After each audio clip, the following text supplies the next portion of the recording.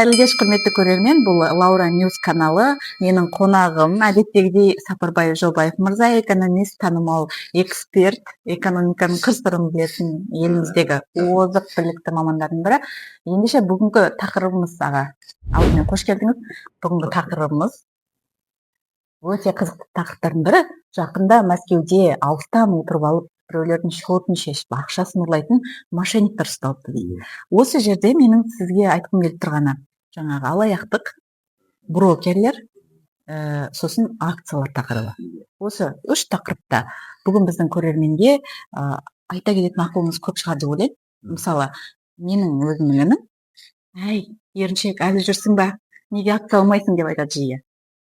Осы акция бізге бизнес ретінде қаншалықты тиімді, сатып алуымызға тұра ма, негізі пайда табыс көзіне айналдыра аламыз ба? Қалай ойлайсыз? Осыны айтып беріңізші. Бұл сұрақ расында бір өте бір күрделі сияқты көрінеді де, расында күрделі мәселе. Неге? Себебі біз мынау кеңес дәуірінде мемлекеттік қызметкер болдық бәріміз. Яғни мемлекет адамдарды жұмыс істетіп, соларға бір өзінің көрсеткен жалақысын берді де, сөйтіп адамдар тыныш жасағанда сияқты көрінді. Бірақ сол кезде де алаяқтықтың азғантай бір белгілері бар еді. Әлгі шариктерді ойнап тұратын періштен дейді ме, соны сөйтіп алушы еді, сондайлар бар еді. Ал енді нарық заманына өткеннен кейін, жаңағы сен өзің айтып жатқан өте үлкен акция, облигация, депозиттер ақшасы, ақшаның түрлі криптовалюта, электронный валюта дегенде көбейіп кетті де, бұлардың да өзінің бір алаяқтықтары көбейіп кетті.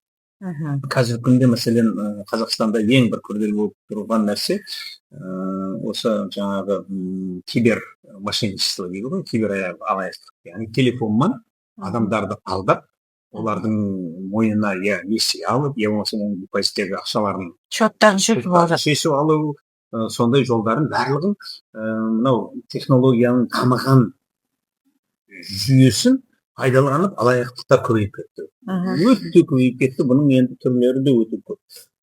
Күнде әртүрлі бір жаңа жолдарын тауып жатыр. Енді бұны біздің мынау биліктегілер, үкімет, жаңағы қауіпсіздік қызметтері күнде айтып жатыр.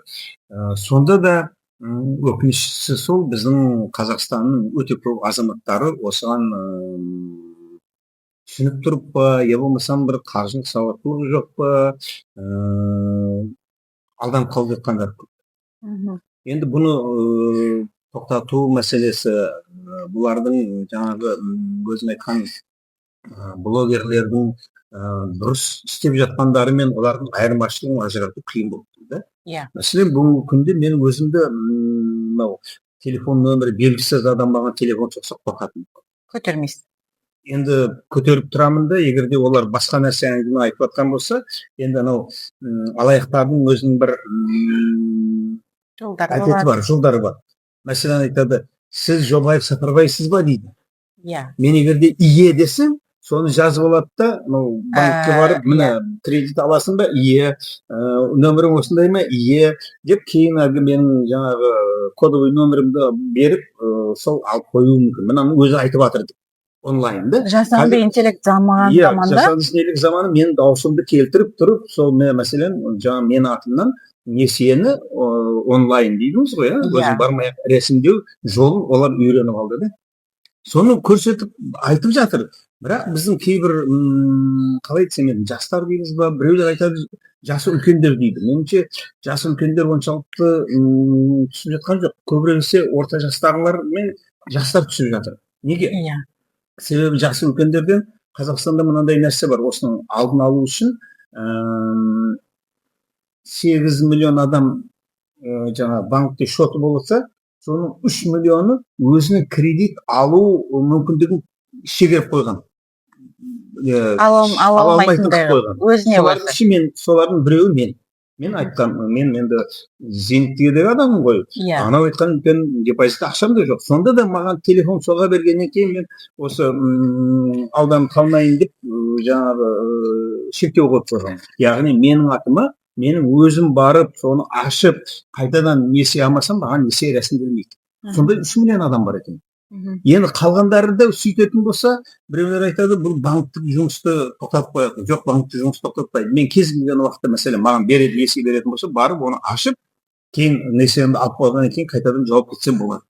Сондай жолдарын істеу керек. Енді осыны бір блогерлер былай қалай дейміз, әділ істеп жатқан адамдар да бар да, өзінің жұмыстарымен істеп жатқан бар, жаңа информацияны тарқатып жатқан адамдар бар. Соларды жаңағы алаяқтармен ажырату мәселесі қазір өте қиын болды. Егер де осыны бір жаңағы сол иә деген сөзді, орыс тілінде да деген сөзді сұраса, сен оны тез жауап қоюың керек, я болмаса ұстауың керек. Кейін екінші бір нәрсесі, жаңағы WhatsApp-та, я болмаса басқа әлеуметтік желілерде бір қосымшалар жібереді. Бұл ақша нарығы осы нарыққа өткеннен кейін осындай алаяқтықтардың бір мүмкіндіктері көбейіп кетті. Себебі жаңағы онлайн дедік, криптовалюта дедік, қазір цифрлық валюта, электрондық валюта дегендер шығып жатыр. Соның барлығын кей уақыттарда көп адам түсіне алмастан жаңағы онлайн несие беру мәселесінде осы банктердің қауіпсіздігі сәл кемейіп қалды. Осы нәрседе мен енді мынау бағалы қағаздар нарығы дегенде жаңағы сен айтқан акция мәселесін, облигация мәселесін айтпақшымын. Себебі енді олар осы адамның табысының пассивті табыс дейді ғой. Енді біз жаңағы өзің еңбегіңмен айтатын жалға жұмыс істеп табыс табасын, ал енді акция, облигациялар олар қосымша табыс табу көздері. Неге бұл мынау Европа мемлекеттері өте бай деп айтамыз? Себебі олардағы халықтың көпшілігі өзінің жалақысының бір көп болса 30-40%-ына жасайды да, қалған 50-60%-ын жаңағы сол акция, облигацияларға сала береді. Әр айда. Сөйтіп оларда жаңағы ақша көбею мәселесінде өзінің жалақысына, болмаса жаңағы зейнетақысына қарап қалмайды. Сол акциядан табыс тауып дивидендтер алып отырады. Дивиденд дегені сол сенің ақшаң бір компанияның үлесі, сол компания табыс тапса, сенің акцияның көлеміне қарай саған ақша береді. Осы нәрсені Қазақстанда 2011 жылы біздің үлкен компанияларды Қазақмұнайгаз, Кегок дейміз, Қазақмыс, жаңағы Қазақтранс-ой, көп ғой енді ондай компаниялар, соларды жекешелендіріп халыққа IPO дейді, Initial Public Offers дейді, сол акцияларды сату жолымен жекешелендіруді бастаған еді. Бірақ біздің биліктегілердің сәл жаңағы өздерінің билігінен кәсіпорындардан ажырағысы келместен ол нәрсе тоқтап қалды. Бір қана компания жаңағы акция шығарды, мәселен бүгінгі күнде банктердің акциялары бар, кейін жаңа бір компанияның ғана акциялары шығады да, ал қалғандары оншалықты дивиденд төлеместен адамдар оған қызықпайды. Екінші мәселе, осының оншалықты сол акциялардың бізде дамымаған себебі, біздегі мынау банктік депозит бүгінгі күнде инфляция жағдайынан жоғары депозитке үстемақы берген үшін бүгінгі күнде 15%-дан береді. Мәселен, бір жылға ақша салсаң, банк депозитіңе 15% ақша береді. Ал сен акциядан ол 15%-ды таба алмауы мүмкін. Мүмкін 5% шығаратындар. Бұл Европа мемлекеттерінде 2-3% беретін болса, олар 5-6% олар үшін өте үлкен табыс. Сөйтіп олар жаңа акцияға өте көбірек қызығады да, облигациялар көбірек қызығады. Облигациялардың 7%-ға дейін табыс беруі мүмкін. Ал бізде жаңағы 15% депозит болғаннан кейін Қазақстан халқы анау айтқан осы акцияларға оншалық қызыға бермейді. Бірақ кейбір акциялардың бағасы кейбір уақыттарда сол 20-25%-ға дейін де табыс беріп қалуы мүмкін. Акциясының бағасы, егер де олар жақсы дивиденд төлеп, жақсы табыс табатын болса, мәселен мұнайдың бағасы қымбаттап кетеді кейбір уақыттарда, сол мұнай компаниясына ақша салсаң, сен табыс табуың мүмкін. Мысалы, қазір мен пассивті доход ретінде жаңағыны үйреніп алып, акция сатып алуды. Мысалы, Халық банк қосымшасында алуға болады, Фридом банктың қосымшасында алуға болады, естуім бойынша. Сосын жаңағы Қазмұнайгаз өтірік айтпасам бар, ішінде. Соларды сатып алып, бақылап отырып, мысалы, баға көтерілген кезде сатып жүруге болады, соны тек үйреніп алу ғана қалды ғой. Енді ол қаржылық сауаты бар адамға керек та. Себебі мен көп осы таныс білетін осы қаржылық сауаты сәл төмендеулер соған кіріп алды да өте көп ақша жоғалтып қойды. Мысалы инстаграмда эксперттер айтады, бағасы төмендеп кетеді кейбіреулерде. Жаңа дивиденд төлемегеннен кейін акцияның бағасы төмендеп кетеді, табысы жоқ болады, я болмаса бір нөлде тұра береді, бір бағада тұра береді. Мәселен, мен енді өзім сол 2011 жылы Қазақстан Ойл акцияларын алғанмын. Бір акциясы 725 теңге еді. 725 теңге. Теңге еді. Бірақ сол кездегі реальный бағасы дейміз, нақты бағасы 925 теңге еді. Олар соны арзанға сатты, адамдар алсын деп. Сөйтіп көп адамдар алды. Соның бір жылдан кейін мен қаржыгер ретінде қарасам, жаңағы 1125 теңге болды да, сол дәрежеде тұрып қалды. Баға 3-4 ай қарасам өзгермей жатыр. Кейін мен тез сол акцияларымды сатып жібердім. Сонда 725-тен жаңағы 1125-тің арасында 400 теңге пайда көрдім ғой. Кейін бүгінгі күнде соның бағасы 825 теңге түсіп кетті. Минусқа кірдіңіз? Мен сатып жібердім. Мен 1125-тен сатып жібердім де, кейін ол басқа акцияларға өттім. Демек, аға, сіз экономист ретінде жаңағы пассивті табыс көзіне айналдыруды кеңес етпейсіз ғой? Енді мен егерде қаржылық сауатың болып тұрып, сол жаңағы бізде енді көп акционерлік қоғамдар көп қой, бір 200-ге жақын акция шығарып сатылатындар бар. Соның 20-сының акциясы өте жақсы қозғалып тұрады. Егерде сен қаржылық сауатың болып, соны бір қысқа мерзімдегі жаңағы өскен кезде сатып, төменге түскен кезде сатып алуды үйренсең, оладан бік дейді, өгіздік нәрсесі, медвед дейді, төменге түсіретіндер бар, аю. Сондай нәрселерді түсініп білетін болсаң, бұның пайдасы бар. Себебі қысқа мерзімде тез сатып жібересің, қысқа мерзімде аласың. Қысқа мерзімде сатып жібересің, сөйтіп ойнайтындар бар. Трейдинг дейледі, сату деген сөз ғой, трейдерлер. Олар кейбіреулерде айтады, мәселе сенің ақшаң үлкен акцияларды алуға күші жетпесе, акциялардың бағасы қымбат қой. Кейін көп акция алсаң ғана ол пайда. Азғандай акциямен, оның жаңағы комиссионный ондаймен сен пайда таба алмайсың. Сондықтан көбірек акция алу үшін ол бір 10-20 адамның ақшасын жиып алады да, олар өздері ойнайды. Сөйтіп саған паевый сияқты бөлік пайдасын береді. Сондайлар да бар. Енді бірақ олардың ішінде көп жаңағы басыңыз айтқан мошенниктер, алдамшылар, алаяқтар көп. Бірақ мысалы мен тексерілген банктердің қосымшасынан алсам, олар алаяқ емес шығар. Оны сен өзің жұмыс істейсің. Бірақ сен бағанағыда айтқандай, оның қайсысы өсіп жатыр, қайсысы төменге түсіп жатыр. Түсіну керексің. Оны жаңағы кейбіреулерде телевизорда көрсетеді ғой, біреулер отырады, алдында бір 8 экран, мына жерде екеу, мына жерде екеу, мына жерде екеу, мына жерде екеу, әрқайсының сызықтарын. Сондай қарап отырғандар ғана оны ұталады. Қиын демек, Өте қиын. Өте қиын. Ол үшін трейдерлікті оқуым керек па сонда мен? Қаржы мамандығың болу керек. Қаржы маманы, қаржыгер болу керек. Қаржыгер болу керек. Қаржыда финансист. Қаржыда өте көп бағыттар бар. Мәселен, сақтандыру бар, валюталық бар, ақша бар, бухгалтерлік бар. Соның ішінде бағалы қағаздар нарығы деген үлкен бір саласы бар. Бағалы қағаздар, яғни акция, облигация, жаңағы американский депозитарный расписки, сертификат дегендері бар, расписки дегендері бар. Солардың бәрін түсінетін адамдар осымен айналысады, жаңағы трейдингерді. Сен өзің қаржыгер болсаң, сен өзің сол қарап тұрып шығару бұл қиын. Сондықтан мен оншалықты мынау қазір біздің банктер жылына 15% депозиттен ақша беріп тұрған екен.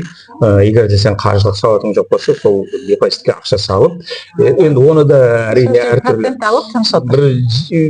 Егер де ақшаң көбірек болатын болса, оны 3-ке бөлу керек. Бір 3-тен бірі теңгеде, 3-тен бірі долларда, 3-тен бірі мәселен жаңағы юанда ұстап тұрсаң ақшаны, сонда сенің табысың азаймайды. Доллар өссе сен қуанасың, доллар өсті деп, теңге өссе, теңгенің қуаттанды. Қазір теңге қуаттанды ғой. $1 540-та, қазір 530-ға дейін түсті, доллардың түсті, ал теңгеміз қуаттанды. Сол сияқты, сонда диверсификация дейді орыс тілінде, әртараптандыру керек өзіңнің табыстарыңды.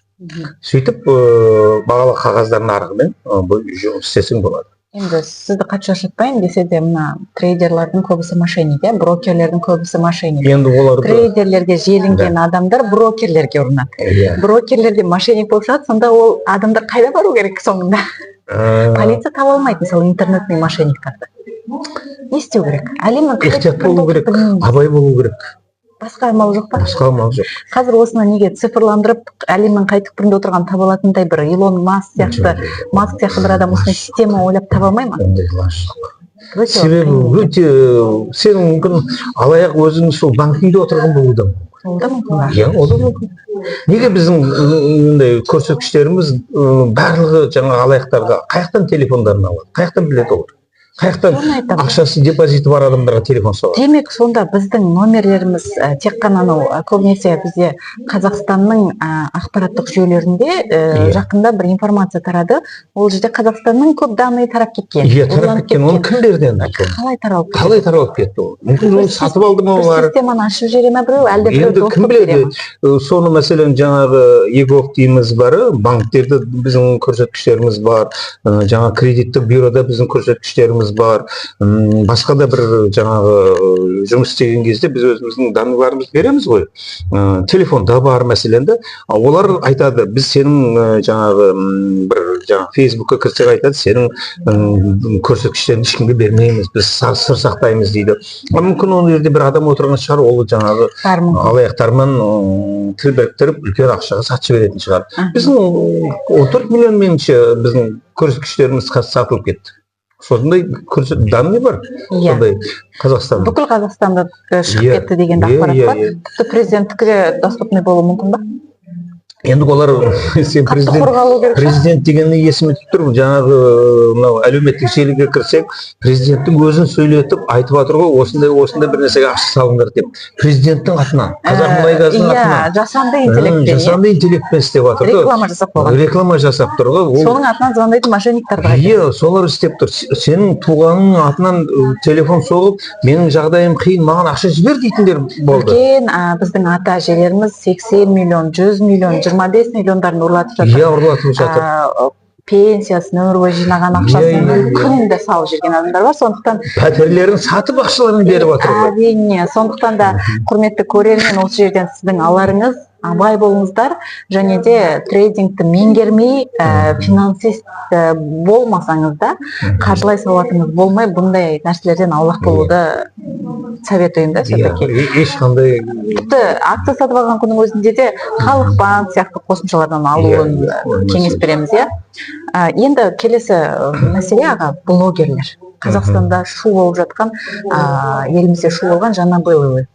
Менің ойымша, білмеймін, соған бола соттап жіберу, қылмыстық әрекеттер, налогтан қашу деген нәрсе бар, иә, ол жерде. Сол бойынша қылмыстық әрекет табылды деп сотқа кетті істері.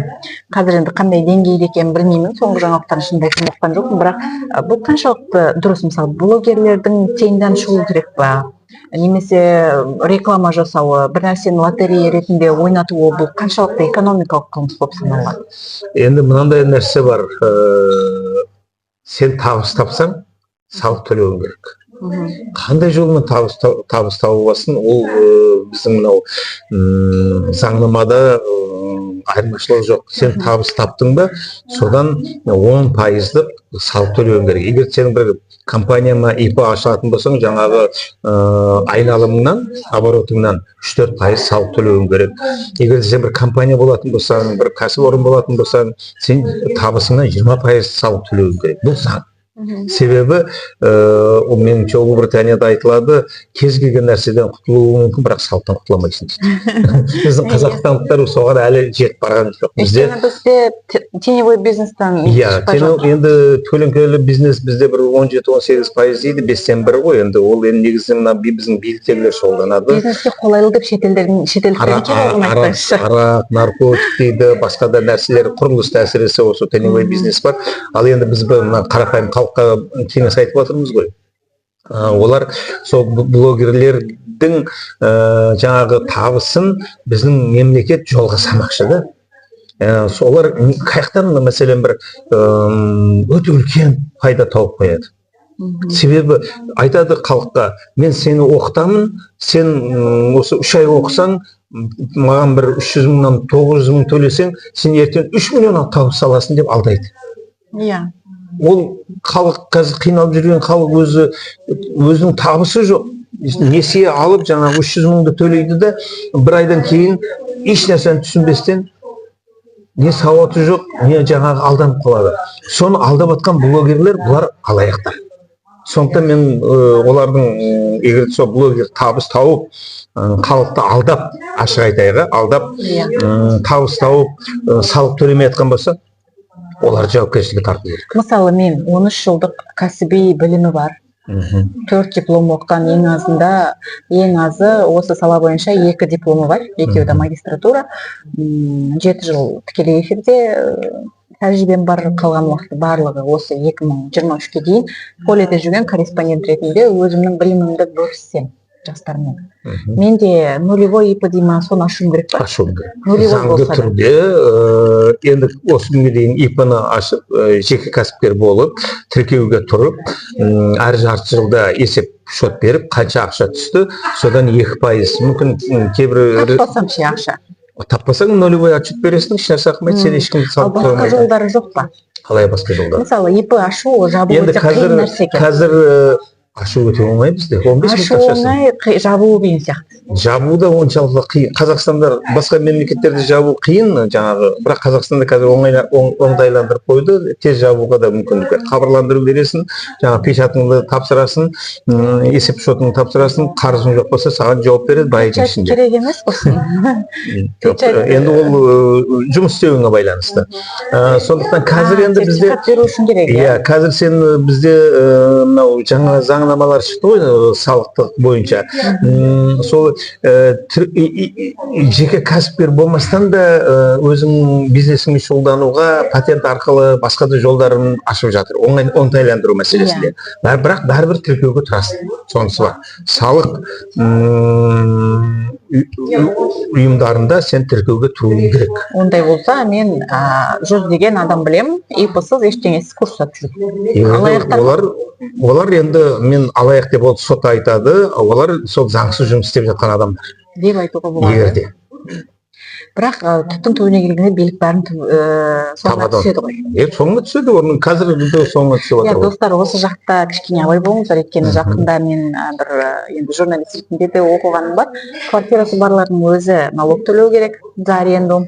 ИП ашып курс жүргізетін болсаңыздар, оған да төлейсіздер. Мысалы, мен түркше онлайн сабақ берсем, оған да төлеймін, дұрыс па? Несмотря на то, что таргетные рекламы запускаю я. Барлығын сен табыс тапқаннан кейін, сен жаңағы оны таргеттің реклама үшін, ол сенің қызметің үшін кетіп жатыр. Саған біреу қызмет жасады. Ол адам салық төлеу керек.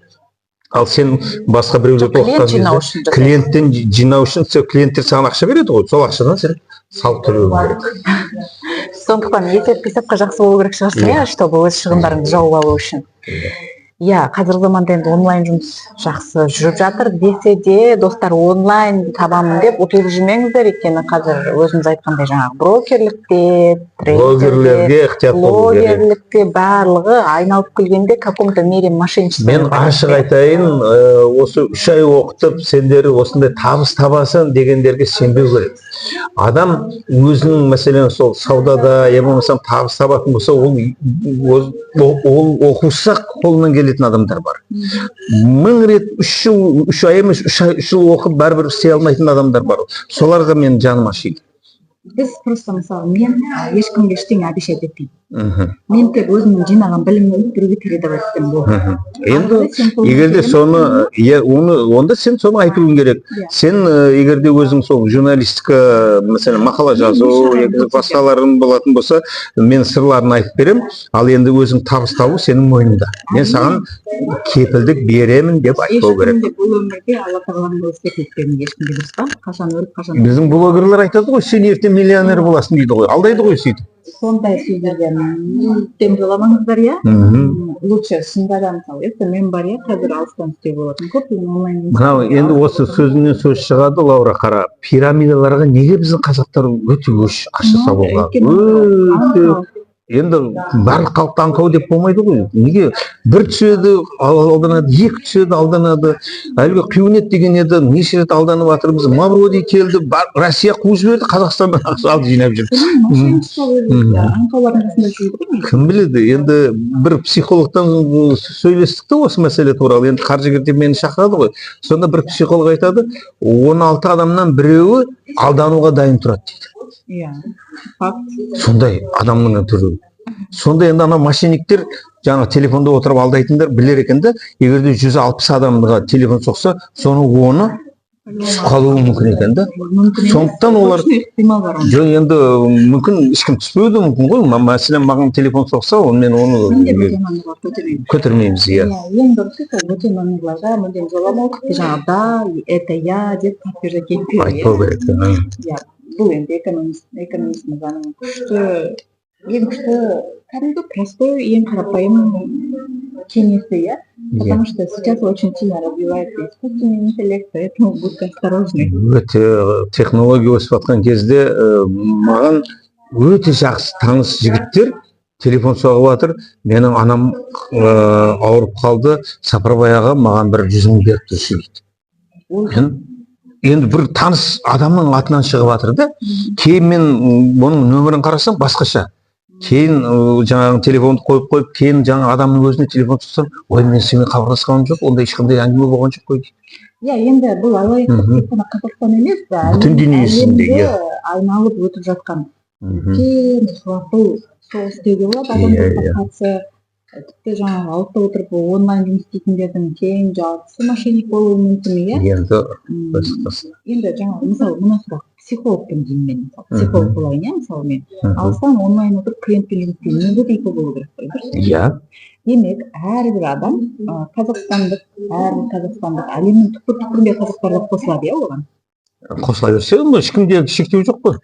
Жоқ, олар обязуются ли они оплачивать налоги в Казахстан? Егер де бұндай нәрселер өте екі мемлекет арасындағы келіссөздермен байланысты. Мәселен, сен Түркияда отырып, Стамбулда отырып осы жұмысты жасасаң, сен Стамбул мен Қазақстан екеуінің арасындағы келіссөз бар. Соған қарағанда, я сен Қазақстанға салық төлейсің, себебі Қазақстаннан табыс тауып жатырсың, я болмасам Түркияға салық төлейсің, соны бір ғана елге салық төлейсің. Олар айтуы мүмкін. Енді кейбір мемлекеттер бар, әлі Қазақстанмен ондай келіссөздер жоқ. Ондай мемлекеттер болатын болса, сен ол мемлекеттің заңнамасымен табыс табасың, Қазақстан азаматы болсаң, Қазақстанда салық төлейсің. Иә, сондықтан құрметті қазақстандықтар міндетті түрде енді біздің Сапарбай ағамыз өзі мошенниктерге түспейді, өйткені экономист. Кім біледі, Құдай сақтасын. Бірақ енді көбінесе нешаларын біледі, қалай Қазақстанға келуі мүмкін екенін де білесіз, иә, енді технологияларды. Сондықтан сіздер де абай болыңыздар.